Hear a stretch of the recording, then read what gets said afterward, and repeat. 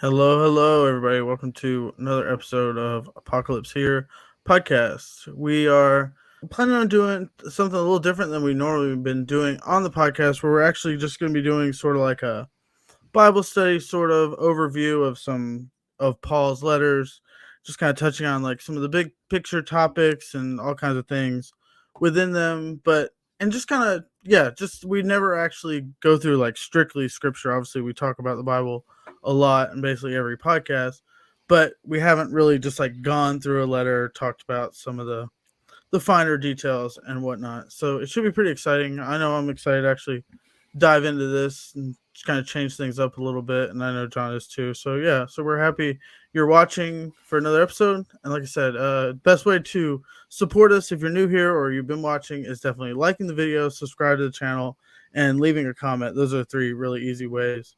Definitely leave a comment. Let us know what you like. If there's certain things about maybe First Thessalonians, which is where we're going to be starting today, or Second Thessalonians, where we'll probably be going with the next one, you can kind of leave some thoughts there. Yeah, anything you really have, because we're kind of a work in progress as we go through here. But yeah, I'll throw it over to John to kind of say anything right at the top of the show if he wants to. But this is going to be a fun series because we haven't, like you said, gone through like an actual text of the Bible before, and we get a lot of questions about like how to handle certain texts, especially when we talk about universalism in particular. Yeah. So we got, if you're familiar with the Bible Project videos, they're really great videos, definitely for people newer to the Bible or like before. I know like when I first started really studying the Bible, they're really good for like just watch us. It'll be like a 15-minute video on a book of the Bible that just kind of explains so a lot of the context and just like I mean, it's not going to get like into like more complicated views necessarily, but it definitely gives you like an overview of like what's in the letter, what's the context surrounding it, and things like that. So what we're gonna do to start off is we'll watch the video and pause like and react like we normally do, but we're probably gonna cut out parts because it's a fairly long video and we don't have critiques on a lot of it is good stuff. It's not like majorly flawed or anything like that, but there's definitely some thoughts John wants to add for sure. What I would want to say is I put out a video on the papyrus and the Pauline letter a couple days ago, or a few days ago now. That sort of laid out the structure of a Pauline letter. And I want to show, before we actually get into the video itself, that we're going to be that's going to be kind of the guiding structure for us. How First Thessalonians kind of departs a bit from the normal structure of a Pauline letter. So if you can go watch that video, it's on our channel. We can link it in the description of this. So Paul has like an opening. He's got a greeting. He has a thanksgiving. Sometimes a blessing prior to that. He's got an apostolic parousia. You've got the body, which is usually addressing really specific circumstances within a community, right? And then you have a closing, right? You have all this stuff in First Thessalonians. So I'm going to do kind of a Socratic move. It departs from that structure in an interesting way. Ethan, when was the last time you read First Thessalonians? Earlier today, I read through it, but could you notice something a bit off? Not off, but like a bit different. Yeah, that's what, as you were saying this, we definitely like. I think it's interesting because we haven't talked about this before, so I'm not exactly sure. No, yeah, where you're going. I'm trying to think. No, it's fine. No, that's good. It's hard to pick up. The difference is there are actually 3 Thanksgiving paragraphs in First Thessalonians. There are 3 of them. There are actually 3. What is really the implication of that for the letter and the situation? What would you think? If there are 3 Thanksgiving paragraphs, what do you think? So I guess that kind of means like Paul, like really thinking about this, that's interesting because so Paul like is definitely like wanting to make the focus of this letter is that like he's encouraging the people and it's like a good news type letter, I would he's think. really happy. Yeah. So you have 3 Thanksgiving paragraphs here. You have none in Galatians, right? Mm-hmm. He can't think of anything to be thankful for in that letter, right? So there's a tremendous amount for Paul to be thankful for here. He's just received good news from Timothy that these people are really hanging in there, right? Mm-hmm. At the same time, he's also making kind of rhetorical move that I mentioned in that previous video that I did. When you're saying that you're thankful for somebody for this, I'm thankful for this, right? What are you doing? You're building them up. You're encouraging them, Mm-hmm. right? You're affirming them in their identity. So Paul's doing this over and over and over again in a way that we don't get from any other letter. So Paul is really, really happy that he's heard about this good news. What is he building up the Thessalonians for? You're faithful. You're enduring persecution. You're hanging in there. You're waiting until, Christ comes back, Mm-hmm. right?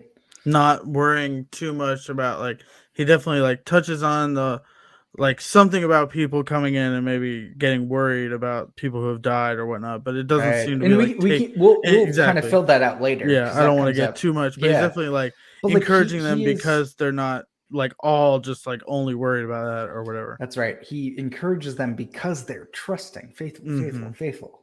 And it's a really beautiful kind of example of how to encourage people who are doing well. And also, as we'll get into,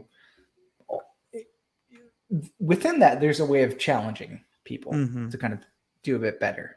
It really is interesting to start with the structure and compare it against that. Yep. To highlight where the differences from that mean something. Yeah, and especially just to point out too, for someone that like myself or whatever that doesn't read the Bible for academic purposes and whatnot all the time, it might sound like a lot of Thanksgiving, but then again, it won't stick out to you if you don't really have that structure to compare it to, because I mean, like you said, Paul does provide a Thanksgiving in all the letters, so maybe it's I don't know. Not Galatians, right? Well, yeah. So when you have the absence, right? Yeah. When you have an absence on the one hand in Galatians, and then you have an abundance on the other hand, that's going to tell you something about how Paul is feeling, right? Mm-hmm. And how he sees these people. Yeah. So as much as that's kind of a small detail, it's really not, and it really things like that are things that I think are really awesome to share with people that just don't come up in if it's just a bunch of people from a church doing a Bible study or whatever, right? But yeah, we can start playing some of the Bible Project video and sounds good there. Paul's first letter to the Thessalonians. This is most likely the earliest letter that we have from Paul, and the backstory for it is found in the book of Acts. It's where Paul and his co-worker Silas went to the ancient Greek city of Thessalonica. And after just 1 month of telling people the good news about Jesus, a large number of Jewish and Greek people gave their allegiance to Jesus. There is no evidence in Paul that there is a large number of Jewish Christians in Thessaloniki. There's no evidence of that. The people in the community are pagans. Full stop. I mean, we can. I cannot detect one. I mean, maybe one, but I can't really detect any Jewish Christian convert in Thessaloniki. They're hand workers. They're pagans. Mm-hmm. It's not a synagogue, right? Yeah. So it's people on the street. They're not going to be Jews. They're going to be pagans. But that's that's a clarification there. Yeah. I don't think it's a mixed community. I think it's pagans and hand workers. And they formed the first church community there. But trouble was brewing. Paul's announcement of the risen Jesus as the true Lord of the world, it led to suspicion. So the Christians in Thessalonica were eventually accused of defying Caesar, the Roman emperor, when they said that there is another king, Jesus. And this is where it gets interesting, is that in Acts 17, it doesn't say that people were persecuted because Caesar himself was upset about this. What happens in Acts 17? The Judeans say, out of their jealousy in the text, it says they're jealous of these Christians. It says that they go to the city officials. That is different than going up the stairs to Caesar, which is the way that this gets depicted, and that people think about it. It's like you can just go talk to Caesar. That's not how it works. They go to a city official. They say, okay, these people are saying, and these guys are saying that there is another king here. All right. What happens in Acts 17 is that there's a riot that starts among the people. And at that point, Paul ends up having to leave. Okay. There's no sense that it's because they think the Roman Empire thinks that Jesus is a threat to Caesar at that point. I think the issue, and this is really well documented, is that Rome doesn't want a lot of sort of common people being upset and causing riots, right? That's a bad look. Okay. There's no evidence that this is because, Jesus's kingship, as professed by somebody like Paul, is a threat to Caesar or something like that. That's not what's going on at all. This is a common reading that there's some sort of like beef between Paul and Empire. That's not what's going on, I don't think. I just don't see it there. Unless you want to just sort of push the Acts data read in a certain way onto what Paul says in 1 Thessalonians. What does Paul say in 1 Thessalonians? He just talks about persecution. Yeah. He doesn't talk about anything specific to Rome. Yeah, but I say I feel like he never mentions. No. Yeah, Caesar is not in and this also letter. Luke wrote Acts. So if Luke wrote Acts, Luke is the guy who's like, essentially, we say Jesus is Lord, Jesus is King. It's not really what you mean. You guys, it's okay. He's really big on that kind of move. So if you want to move the Acts data into Paul and sort of make that the key thing, then sure, you can make this reading. But that's not how this really works. We need to hear what Paul actually tells us in his text. So interesting. Yeah, no, interesting for sure. And like you said, it's not even so much that you're like totally rejecting what Acts has to say here, but you're rejecting like a particular reading of the Acts that's being pressed onto this.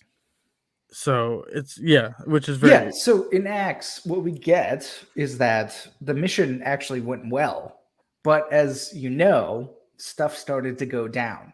We don't know the specifics of that really, unless you just want to, bring in Acts as this sort of like determining thing into the Pauline data.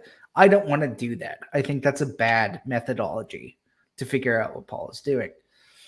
So stuff started to go down. Paul had to leave at night. It may not be because like his life was threatened. I mean, we have examples in Acts of Paul inciting riots. He just needed to leave. So he left town. He went to Berea. He goes down to Athens. I want to go back to those Thanksgiving paragraphs in that structure, because what it tells us is that Paul is desperately worried about his young pagan converts here. He was desperately worried about them. He hadn't had a chance to really school them and to teach them, right? He was really only there for 3 weeks, basically. So think about this. I mean, this is a practical kind of Bible study point. Let's say you start a house church. It starts thriving. But it has like a lot of local opposition to it. You get run out of town. How would you feel about that? how would you feel about those people that you started to nurture within 3 weeks? You would be worried about them. You would be thinking about them night and day, right? Yeah, and you'd probably That's assume, the situation here. Mhm. That's the practical situation here, right? And hearing good news would be huge, obviously. Yeah. Keep growing as followers of Jesus. And then these two movements are surrounded by three prayers. The letter opens with a thanksgiving prayer. The two movements are linked together by a transitional prayer. And then the whole thing is concluded with a final prayer. It's a beautiful design.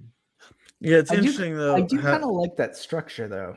I think it makes sense. It's just a bit too. It doesn't pay attention to the front end enough in the way that I did, right? Yeah, but you could definitely still like fit what you're saying Yeah, in there. it does fit within structure. it. So you could do Yeah. 3 Thanksgivings up front. You have the transition in the middle, and then you have the sort of ethical stuff on the back end, right? And then closing. Yeah. Paul opens by giving thanks and celebrating the Thessalonians' faith, their love for others, and their hope in Jesus despite persecution. He goes on to retell the story of their conversion, how they used to be idolatrous polytheists, and they were living in a culture where all of life... Let me make a point here. So they were idolatrous polytheists, right? Why? So there's Jews in the community then? Yeah, I don't think you're right. there are Jewish Christians there? Yeah. No, there's not. He's talking to pagans. Yeah. Yeah, go ahead. Was permeated by institutions. Paul then retells the story of his mission in Thessalonica and of the dear friendships he formed with the people. Yeah, no, and this part of the letter too, like, makes me think a lot about like just sort of Doug Campbell's book about how like evangelism should work and things like that. Like the way Paul describes this here is like perfectly the way he like got to know the people and he worked with them and did all these good things that they're kind of talking about here. So he opens the letter's second movement by challenging them to a life that's consistent with the teachings of Jesus. So this means, first of all, a serious commitment to holiness and sexual purity. In contrast... Okay, let me say something about this. Sexual purity. That's not really what's going on here in Paul. This way of talking about it doesn't really capture what's going on in the ancient world. It's more that he doesn't want them to participate in the surrounding sort of predatory sexual culture, right? The church for Paul should be a safe space for people sexually. Okay. Instead of this, so he contrasts that with in 4:9 through 10, they're supposed to love each other with brotherly love or sibling love. So 4:9 to 10, right? They're to trust God that he's going to raise people from the dead, which is hope. It's an act of hope. So really 4:12-13 to 18. So I don't think it's sexual purity. I think it's rejecting the sort of culture around them that is saying that sexual practices are fundamentally predatory. Okay. Yeah. So what's going to happen here is they're going to introduce Matthew, right? They're going to quote the Gospels and say that this is in line with Christ's teachings. That's not what Paul is doing. Paul has no access to that. Okay? He clearly wants his community to be a place where people are happy, helping each other, flourishing, things like that. Loving, less about peaceful.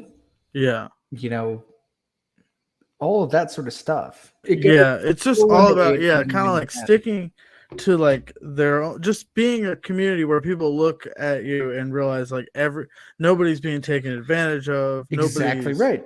Like completely like no people are like super rich and other people are super poor. Absolutely. Yep. Yeah.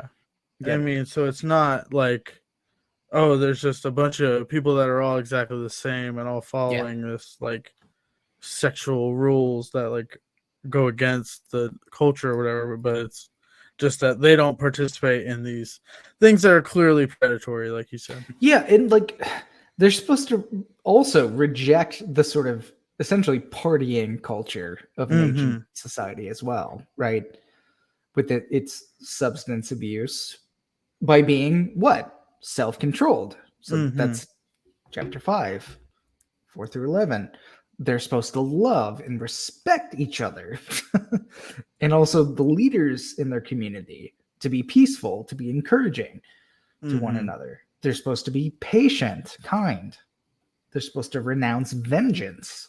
That's what they're supposed to do in this new situation that they're involved in. So it's not just sexual purity here. Yeah.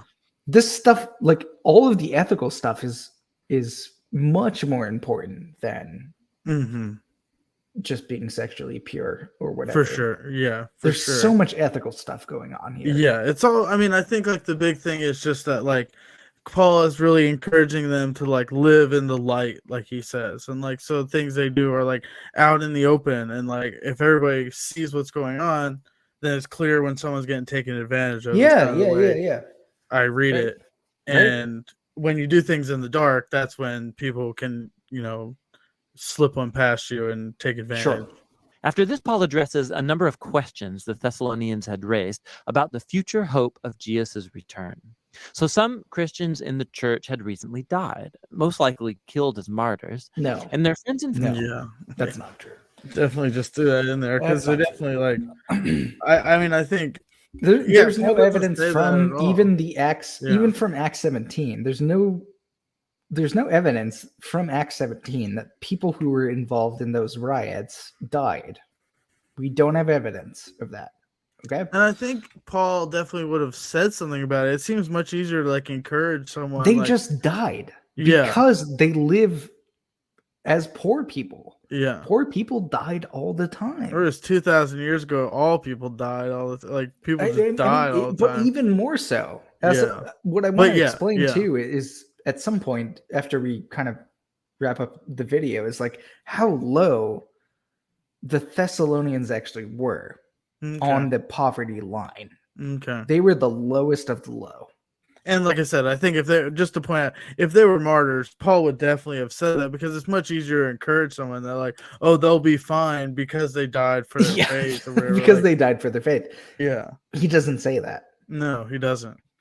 And they don't seem to be worried about like, they just seem to be just worried that like, okay, we figured Jesus would be back or something would happen and these people are dying. Did they miss out?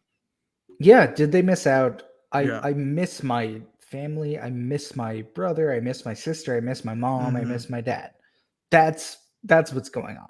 And Paul uses a really cool image here. He uses language that would normally describe how a city subject to the Roman Caesar would send out a delegation to welcome or meet his arrival. So he pokes fun at the famous Roman propaganda that it's Caesar who brings peace and security. Of course, Rome's peace came through violence, through enslaving. So, he's not poking fun. So this is, again, an overreading of the sort of Rome versus Christianity kind of dynamic there. Pax Romana, the peace of Rome, right? That's what he's referring to. Here, Pax Romana. Paul uses irene. Like I said, grace and peace. Remember that from the last video? Grace and peace. That's likely referring just to the Semitic sort of shalom. It's not actually referring to Pax Romana. Paul isn't talking in Latin. He's writing in Greek, okay? So there's no clear evidence in Paul's use of irene that he is actually pulling through some sort of critique or poking fun at Rome at this point. There's no evidence of that. You can make this move. People do.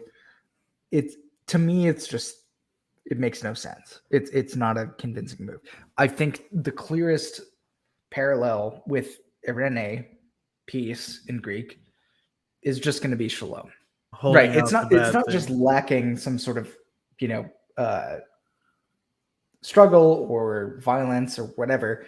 It is this wonderful comfort that you have all the way down and all the way through in not just a person's life, but in the community. Yeah, and allows the community to flourish, I think, is Exactly. important. So I think shalom is important. Like, I guess this would tie into, too, like, that whole paper Laura wrote, like, how this kind of goes both ways with, like, people take this whole idea of, like, Paul versus the Romans, like, really far on, like, the evangelical side to say that, like, there was persecution from the very start. But then I think, like, the like, scholarly end, I guess, takes this pretty far, too, and starts to get to where, like, Paul's putting in, like, secret codes in his letters to, like, get around. Yeah. So thankfully they don't do this in this video, but I suspect there might be some of that. I know that the Bible Project folks really like N.T. Wright, that's fine.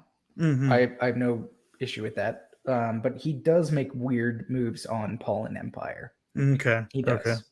And that's partly what Laura's work has kind of shown is bogus, really. Yeah. It's not really doing that.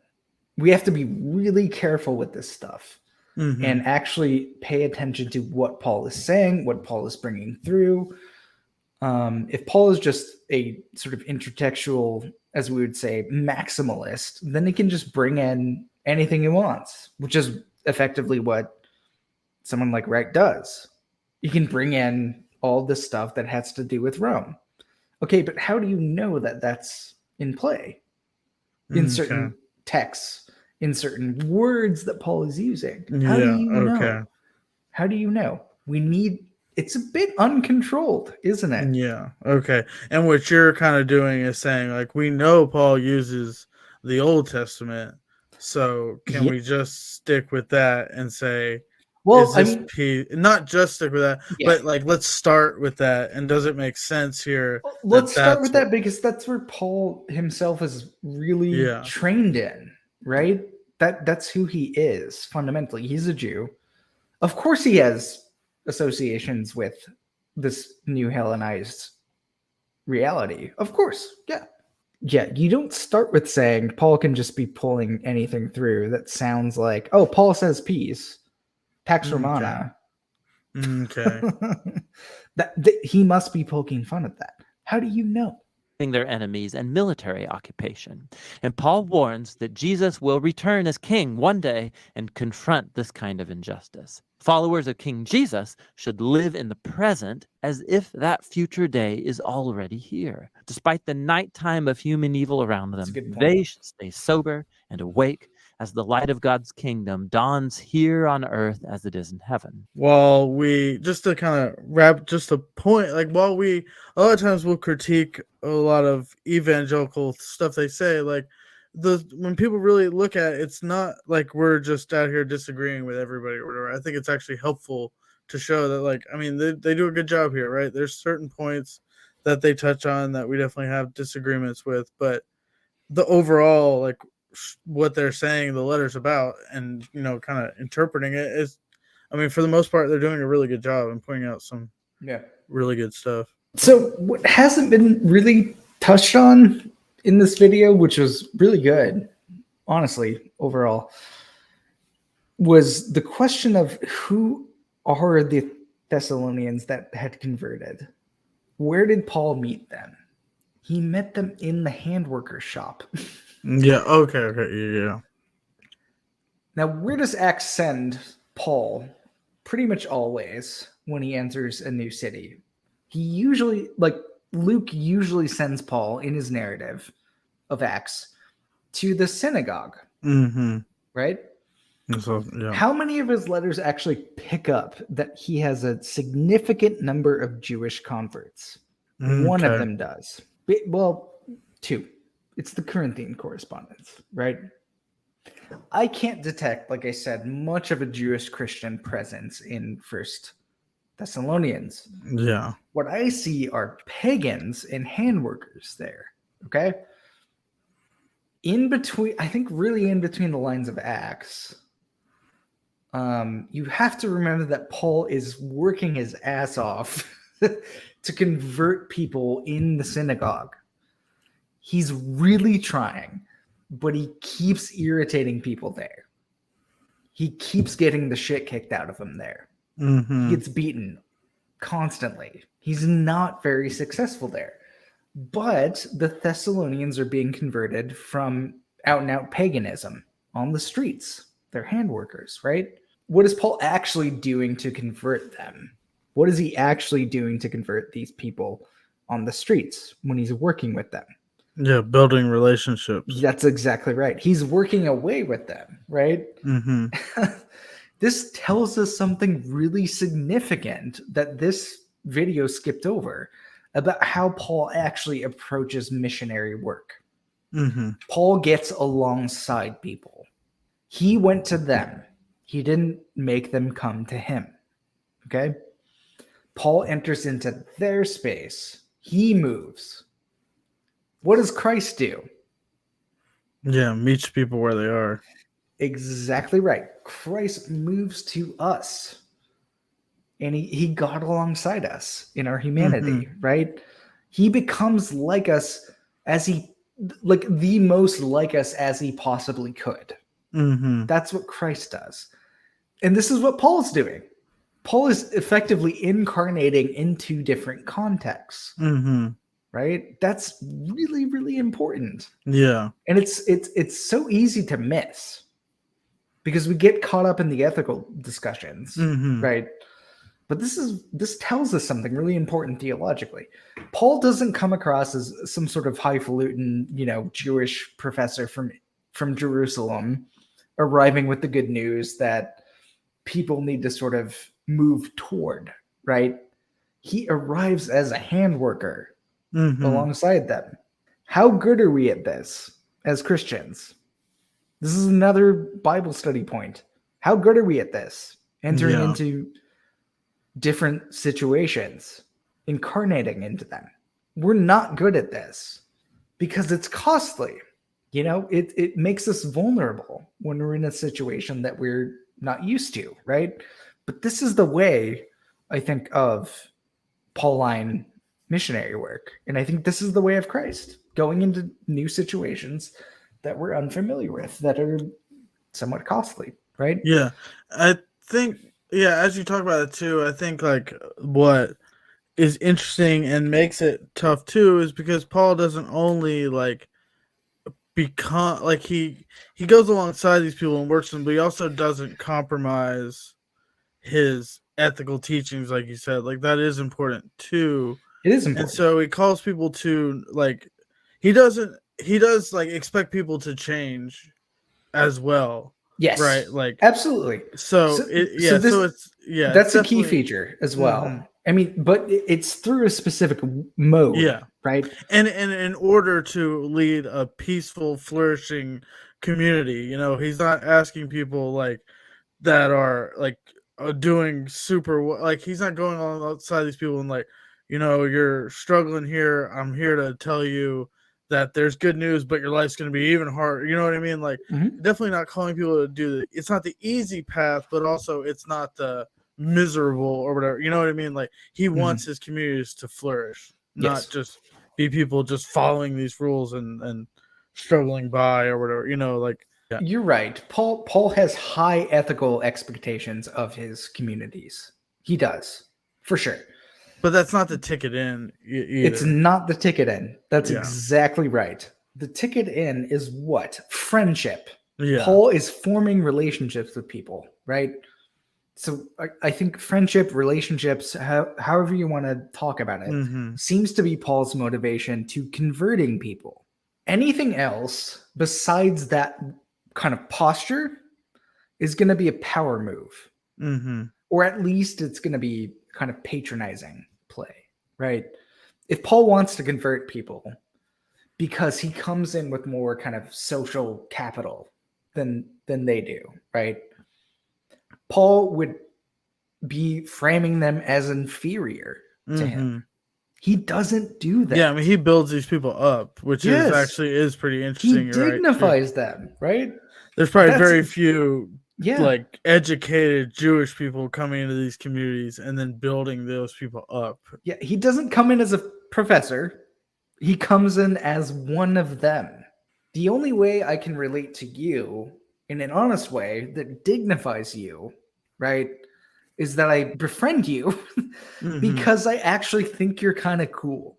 Yeah. I think that's what Paul is doing. Yeah. I think that's the motivation there. He wants to make friends. He wants to make relationships. And then converting somebody is a secondary issue. It comes out of that. So one of my favorite verses in First Thessalonians is 1 Thessalonians 2:9, if you want to pull that up. You recall, brothers, our labor and toil. We worked night and day so that we would not be a burden to anyone while we proclaim the gospel. So I would tag in working night and day because Paul came alongside them. I would make that kind of friendly amendment there. That's basically what's going on there, right? Paul is working with them. He's toiling with them with his hands, right? These guys are hard workers. These Thessalonians are hard workers, and hand workers themselves in the ancient world lived on the bread line. As I was saying before, they are poor. They had to work basically every single hour of the day until night. They might have gotten 1 meal, 2 meals a day, maybe. We don't really know. So at the end of the day, if they're Christians, they've converted and they're going to Christian meetings, some of them haven't had any food yet. Now, I would really suspect that the Thessalonians are meeting as Christians every day. That seems to make the most sense to me. It is speculative, but I would expect that because of the subsistence level there, right? Because there's food there. It's not just once a week like most Christians do now, right? So they're living close together. They're meeting together a lot of the time. How's that going for us as Christians? Yeah. Meeting together all the time. Yeah. We don't do that. So I think there are a lot of lessons to be learned from what Paul's doing here. No, for sure. And I mean, I can think back. I mean, that's one thing. Like, when I became a Christian, I was definitely lucky to be a part of a church that, like, I mean, no, we didn't meet every day or anything, but we definitely, like, had a small group where we met regularly. Yeah. And that's kind of that was rare, huge. really. Yeah. Yeah. So, and, like, definitely came alongside each other and stuff, too. Like, just the easiest example was, like, when that crazy storm happened and in Houston and like busted a pipe and our couch got flooded. That was like a huge thing. But they immediately just like everybody got together, threw in money, and got us a new couch, and it was like super huge. That's and stuff like that is definitely important. And that's, I think, what Paul is getting at here is like actually living life alongside each other, not just arguing about certain points or whatever and trying to convince people and then you're done. This first letter really points out a lot of things. I think this is like obviously like chronologically is a good way to kind of go about this, but I definitely think First Thessalonians is a kind of good one to start with as well for a number of reasons that we kind of touched on. What I do want to say in relation to especially the big Pauline letters like Romans, in particular. So there is almost nothing in this letter in first. So imagine that we only have First Thessalonians. Just imagine that for a second. We don't have any justification texts. We don't have any texts about being made right with God, like soteriologically. Yeah. Right? That never shows up in this text. There is nothing in this letter that is not ethical and relational all the way through and all the way down. And its relationality is primarily loving, and it issues forth into certain situations in terms of trust or faithfulness. Like I was talking about, faith. You were faithful. You've been faithful. There's loyalty. There's hope. There's holiness. Just imagine that. This is the first thing you get from Paul. Isn't that interesting? That we think that Paul is all about being justified. He is not. think about what Paul is saying. It's all ethical material. How do you live well in relationship with people? That's a good way into the Christian gospel, isn't it? Yeah, and like, how do you have a community that people actually want to be a part of? Yeah. Is a big thing for them to get more and more people to kind of Yeah. come alongside them.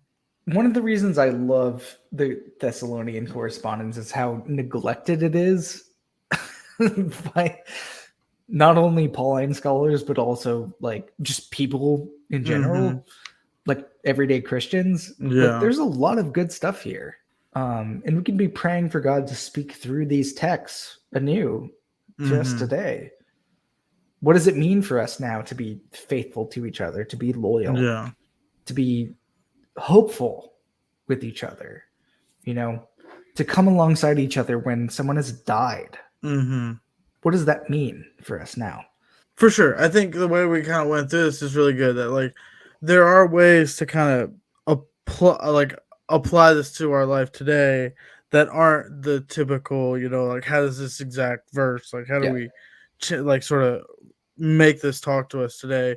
More about how do we take the big pictures of this letter and what is Paul doing and what kind of community does he want and care about, and what are the things that are important, and how do we think about those today and make those work, and less about, like, you know, really, like, I mean, while getting into the meat of the text is extremely, it is important for certain things. We can just read the letter and understand the big picture points that he's trying to talk about. This was like a good place to start for sure. And like you said, I think especially like going to Second Thessalonians next will be a lot more like challenging things to kind of think about and work through. And leave a closing thing. I mean, if you made it all the way to the end, thank you for making it to the end for sure. I definitely appreciate all the people who have been watching, liking, commenting, and all that stuff. It definitely helps. New subscribers. We've got a decent amount of new subscribers recently, probably a lot from David Artman's podcast. If you're here from there, thank you super much, because John was on there not too long ago. And so like I said, just I appreciate it. If you want to support us further, we do have the patreon.com/apocalypse here. If you want to support us in that way, you definitely don't have to, but we appreciate it. And as we continue to grow, I mean, honestly, too, the last thing I want to say is, if you really want to help us out, one of the best ways you can do it is sharing the video is huge. With somebody you think would enjoy it, or in a Facebook group or something like that, we definitely, that's huge. So like I said, I appreciate everybody watching. And this has been Apocalypse here. Christianity you can live with. But I'm trying.